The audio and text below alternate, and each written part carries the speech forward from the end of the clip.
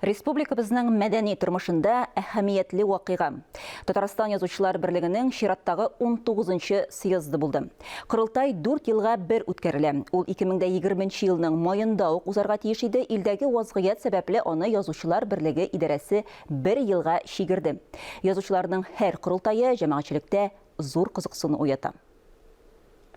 Татарстан язучыларының 19-нчы съездына каләм ияләре, рәсми кунаклар Тинчурин театр залына җыелды.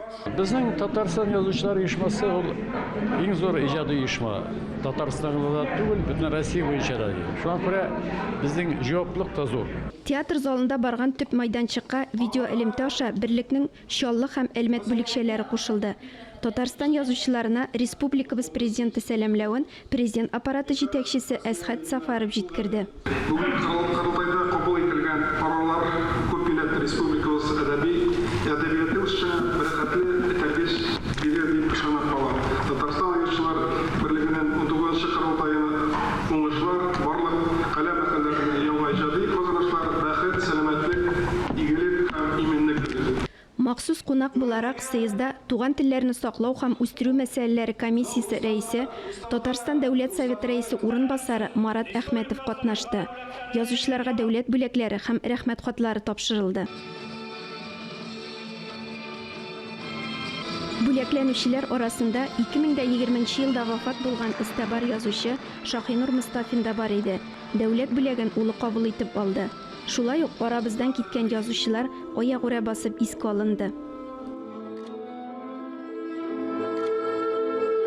Рәис булу иң беренче урында куелырга тиеш түгел. Иң беренче урында язучылар берлеге нинди булырга тиеш. Без аны күтәрү өчен, аны авторитетын, дәрәҗәсен күтәрү өчен ниләр эшләргә тиеш. Аның халык белән аралашуы ни дәрәҗәдә, аның хакимият белән аралашуы ни дәрәҗәдә, аның дөньяга чыгуы ни дәрәҗәдә. Аның тәрҗемә бүлеге үзәге булырга тиеш шиксез. Инглиз теленә, урыс теленә, төрек теленә, төрки телләргә. Менә бу юнәлештә без татар милләтен дөньяга чыгаруда да бер зур эш алып барырга мөмкин язучылар берлеге. Шулай ук инде аның әлбәттә анда проектлар бик күп, заманча алымнарга күчәргә кирәк. Хәзер инде күреп торасыз, интернет телләрендә төрле алымнар бар. Язучылар мәдәниятыбызның ныклы терәге булырга тиеш, берлеккә көчле лидер кирәклеген мәдәният министры Ирада Аюпова искәртте. Халкыбыз һәр заманда үзенең язучыларын, шагыйрьләрен хөрмәт итте. Татарстан хөкүмәте дә, мөхтәрәм президентыбыз Рөстәм Миңнеханов язучыларны, берлекне һәр даим кайгыртып тора. Яңа рәис вазифасына 4 кандидат тәкъдим ителде. Алар Рәмис Әймәт, Вахит Имамов, Рафис Кырбан һәм Иркаил Зайдулла. Әмма яңасын сайлаганчы элеккеге рәис үзе идарә иткән чорда берлек башкарган эшләргә хисап тотты. Сәхнәгә шулай ук кандидатларны яклап чыгыш ясаучылар да күтәрелде. Безнең Татарстан язучылар берлегенең рәисе итеп, безнең күренекле шагыйребез һәм безнең әдәбиятыбызның төрле жанрларында уңышлы эшли торган һәм укучылар яратып укый торган әсәрләр иҗат итүче тәшәббүсне әйтмәкче булам.